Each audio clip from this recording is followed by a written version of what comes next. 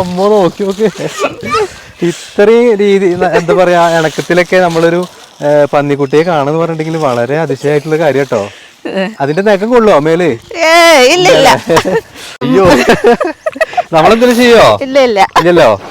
മംഗളം കടവിൽ മാറോളം വെള്ളത്തിൽ മുങ്ങിക്കുളിപ്പവളെ, മംഗളം കടവിൽ മാറോളം വെള്ളത്തിൽ മുങ്ങിക്കുളിപ്പവളെ, മുത്തുമണി പളുങ്കുവെള്ളം പുഴയിലെന്റെ കൊത്തുപണിക്കരിമ്പൂവെള്ളം.